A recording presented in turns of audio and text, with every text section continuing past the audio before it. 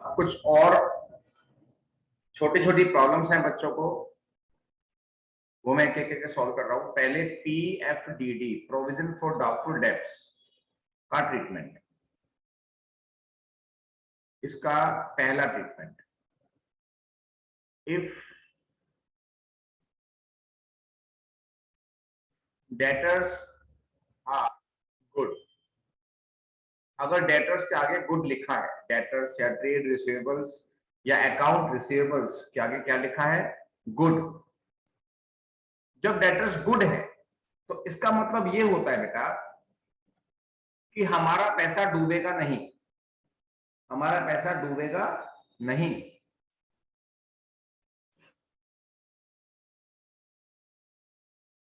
तो फिर PFDD की नीड ही क्या है? तो PFDD जो बना हुआ है वो फिर हमारी कोई करंट लायबिलिटी नहीं है जो यूज होगी, वो तो हमारे लिए एक नॉर्मल पैसा इकट्ठा हुआ पड़ा है।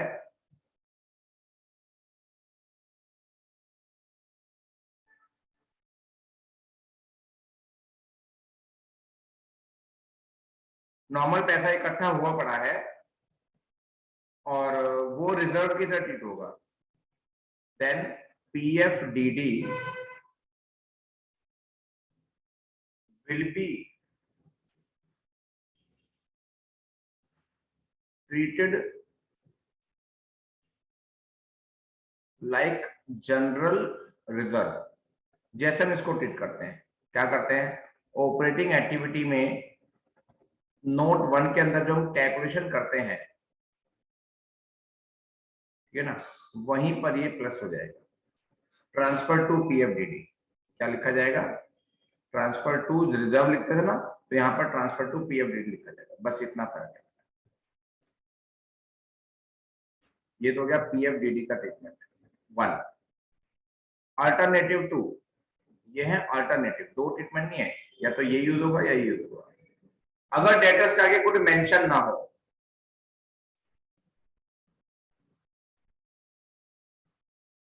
Nothing is if, nothing is mentioned about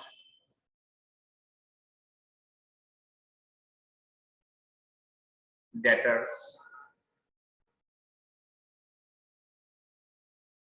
good और बैड, कि डेटर्स गुड है या बैड है, अगर ये चीज मेंशन ना हो तो PFDD will be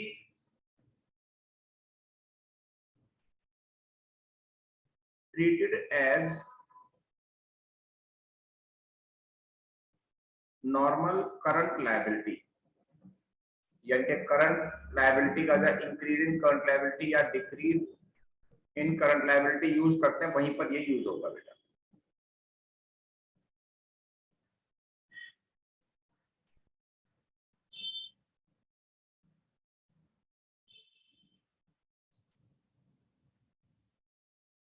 नोट कर लो बेटा।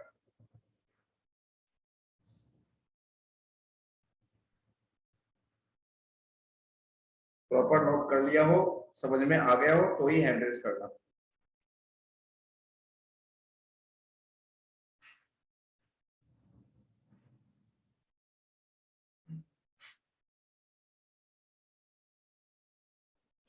ठीक है बेटा। अब आया डिवेंचर्स या loan converted into equity shares, दोनों की एक ही बात है।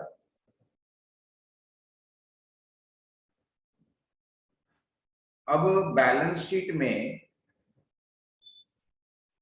शेयर्स दे रखे हैं 2020 एंड 2021, शेयर्स दे रखे हैं 400 एंड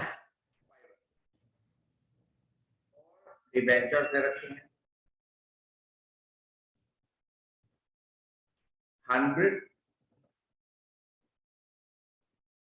एंड 90।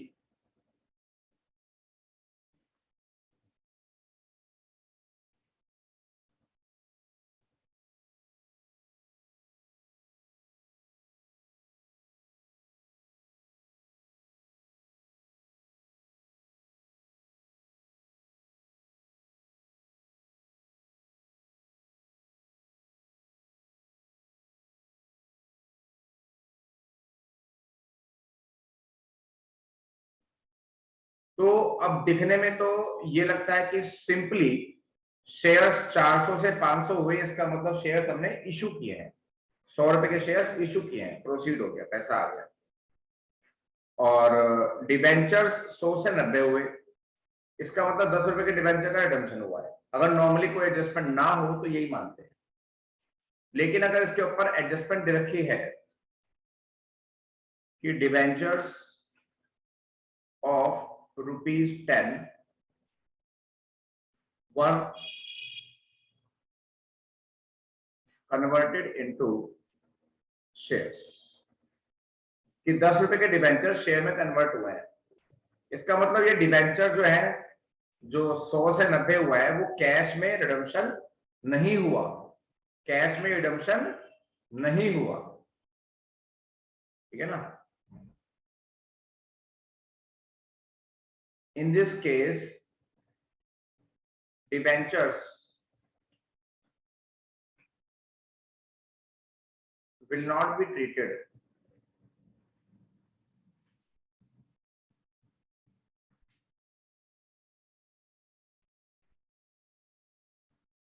anyway, डिबेंचर कहीं भी ट्रीट नहीं होंगे।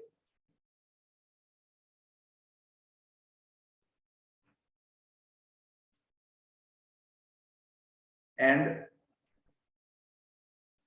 Shares will be treated as financing activity के अंदर इशू ऑफ शेयर्स। बेटा इशू ऑफ शेयर्स को आप प्लस क्यों करते हैं? क्योंकि शेयर इशू करने से मतलब पैसा आपके पास आ रहा है। 400 से 500 हुए तो आपको कितना दिख रहा है कि आपके पास 100 रुपए आ रहे होंगे, क्योंकि 100 रुपए के शेयर इशू किए। लेकिन उस 100 रुपए में से 10 रुपए के शेयर तो यही वाले हैं जो डिबेंचर्स के बदले कन्वर्ट हुए हैं। तो टोटल शेयर्स कैश में इशू नहीं हुए, उसमें से 10 रुपए के शेयर्स ऐसे हैं जो डिबेंचर के बदले में हमने दिए, उनसे डिबेंचर लेके उनको शेयर दे दिया, तो शेयर तो इशू माना जाएगा, लेकिन पैसा हमारे पास नहीं आया उस केस में, तो इशू ऑफ शेयर्स माना जाएगा सिर्फ 90 रुपए का। इशू ऑफ शेयर्स 90 रुपीज का माना जाएगा। नोट कर लो, प्रॉपर नोट कर लिया हो, समझ में आ गया हो तो ही एंट्रेस करना, अदरवाइज मुझसे बात करना।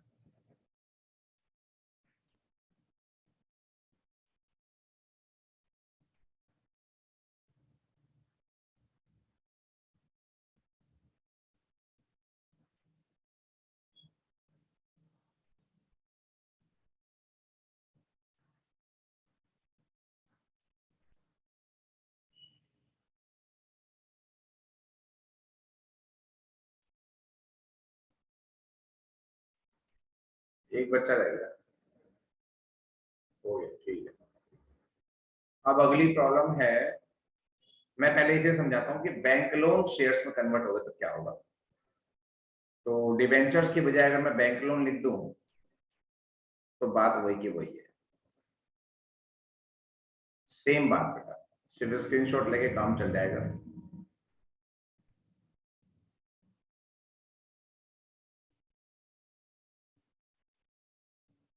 स्क्रीनशॉट ले लो, इसमें मुझे एक बात और समझा दो।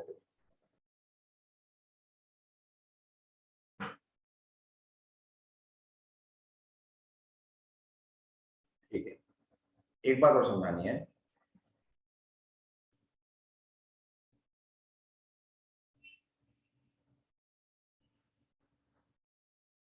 अगर डिवेंचर्स या बैंक लोन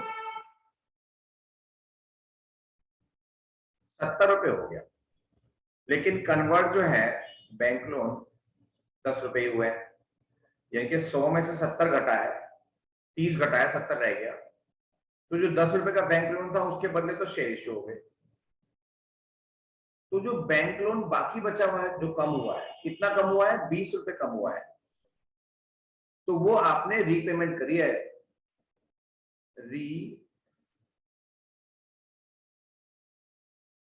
रीपेमेंट ऑफ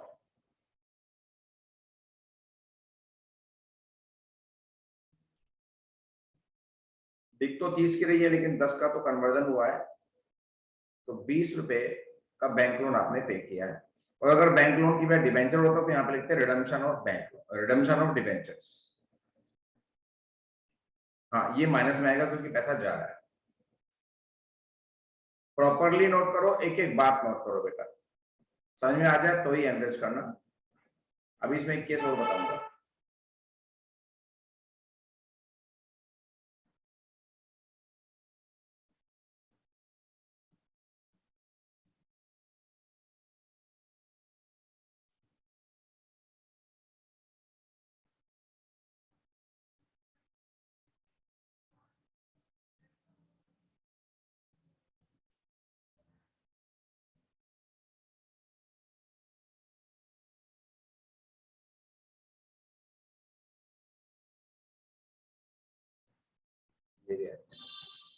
कैसा, गुड मॉर्निंग। Yes sir. लिख लिया? हाँ सर, लिख लिया। एड्रेस तो कर दे।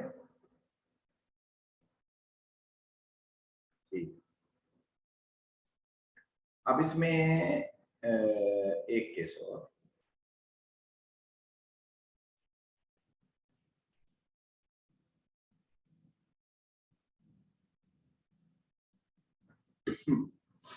डिबेंचर्स ही हैं, 100 हो गए, 120 हो गए। डिबेंचर्स यहाँ पर हमें इंक्रीज होते दिखाई दे रहे हैं, और एडजस्टमेंट ये भी है कि debentures of ₹10 were converted into shares.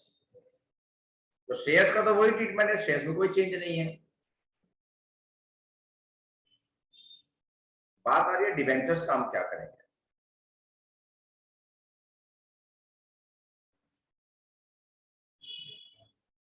अब डिबेंचर्स मेरे हिसाब से देखो, 100 रुपए के डिबेंचर्स थे, उसमें से 10 रुपए के डिबेंचर कन्वर्ट हो गए, तो मेरे पास अगर 90 रुपए के डिबेंचर होते तो कोई दिक्कत नहीं थी, मैं इसका कुछ भी ना करता, ना इशू ना रिडम्पशन।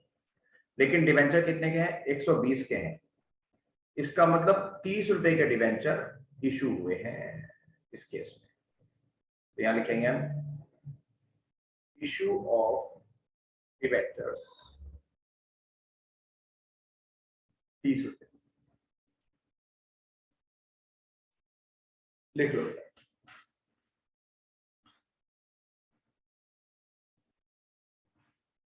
लिख लो प्रॉपर, समझ में आ जाए तो ये है।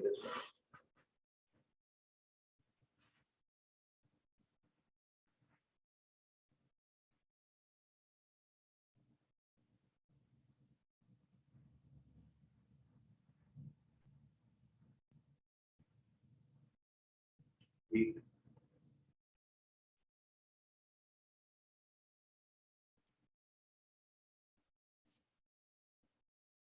अब एक प्रॉब्लम है अनक्लेम डिविडेंड। ठीक है,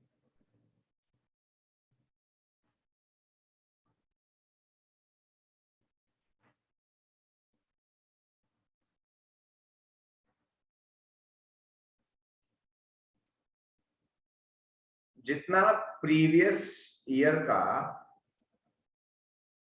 प्रोपोज्ड डिविडेंड है, मान लो 500 रुपीज है, और एडजस्टमेंट में लिखा हुआ है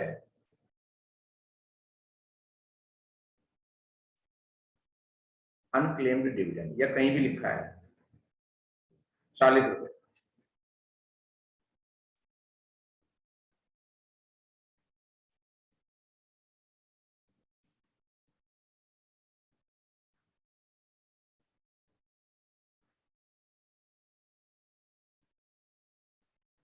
तो प्रपोज डिविडेंड कहां पे आता है तो आपको पता ही है।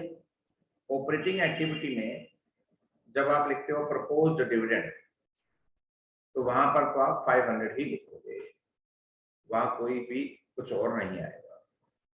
लेकिन जब फाइनेंसिंग एक्टिविटी में आप डिविडेंड पेड लिखते हैं, तो इसका मतलब ये होता है कि हमने 500 रुपए का डिविडेंड देना चाहा था,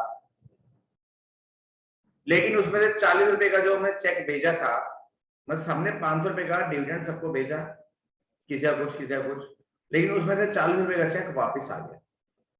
जिसका नाम भेजा था उसने डिविडेंड क्लेम ही नहीं किया, यानी कि एड्रेस पे था नहीं वो, या समथिंग, वो उस चेक को अपने खाते में लगा नहीं पाया है, जो भी हुआ, वो 40 रुपए का डिविडेंड रह गया अनक्लेम्ड।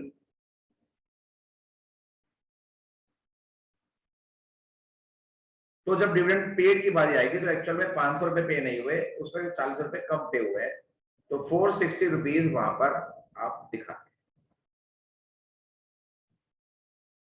ओपनिंग एंट्री में प्लस होता है और फाइनेंसिंग में माइनस होता है,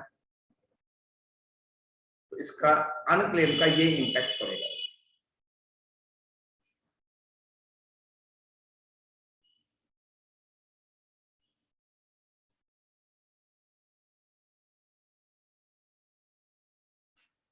ये थी आज की प्रॉब्लम्स। जो प्रॉब्लम सॉल्व ना हुई हो, इसके अलावा कुछ आपको और डिस्कस करना हो, चाहे वो कितनी भी सिली प्रॉब्लम हो, कितना भी बेसिक क्वेश्चन हो, यू कैन आस्क, आपको पूछना चाहिए। सर हम्म। बैंक ओवरड्राफ्ट का भी ट्रीटमेंट बता दो। क्या बैंक ओवरड्राफ्ट क्या का ट्रीटमेंट?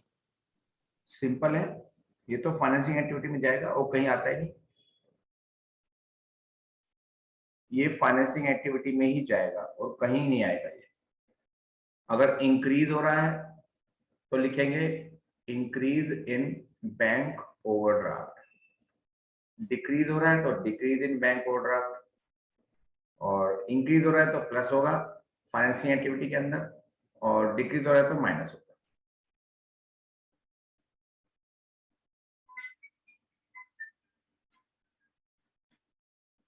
हाँ दीपक।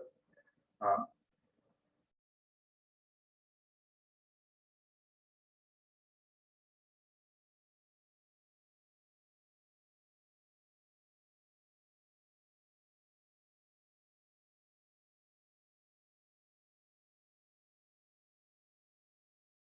और प्रॉब्लम बताओ बेटा।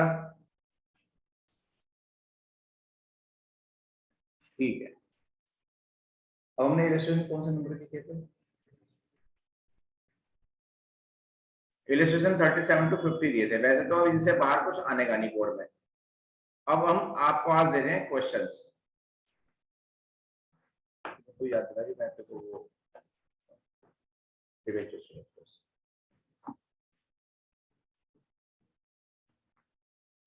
कहाँ तक हो गए, कोई बताए क्वेश्चन कहाँ तक हो गए?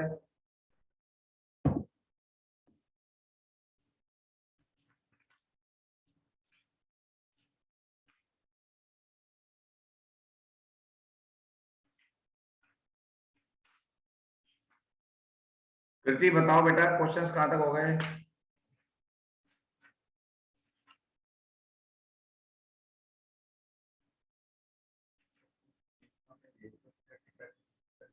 सर क्वेश्चन 28 टू 32 हुए हैं। क्या 20 28 टू 32। 32, उसके बाद बस 35 सर टू 35 से 38। अब हम 38 से आगे चलेंगे।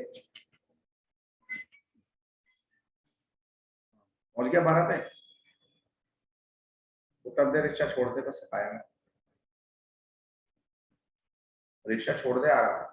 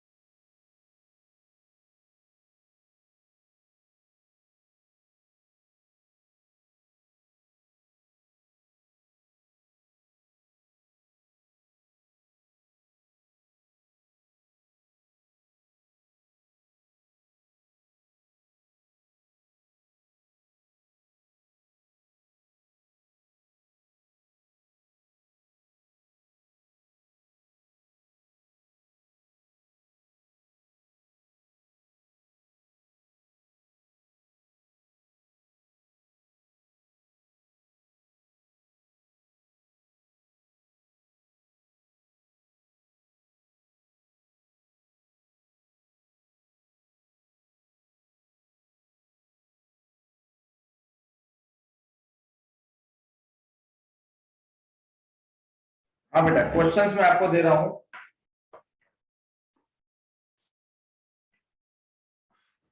थर्टी एट बताया ना, तो 39 से कंटिन्यूस चलना है।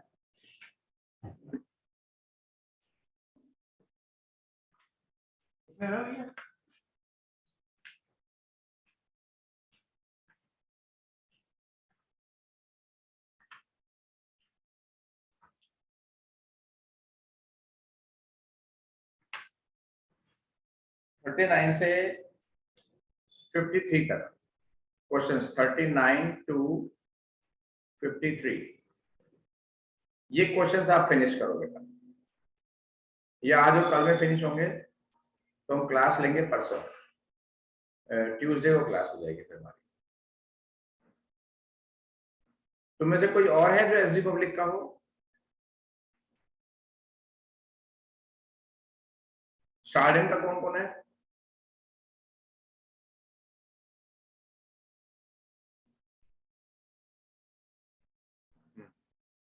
शार्डन का ही रहते सब, ठीक है। तो बस ये होमवर्क है, ये करते हैं, परसों मिलते हैं बेटा, ठीक है, बाय बाय।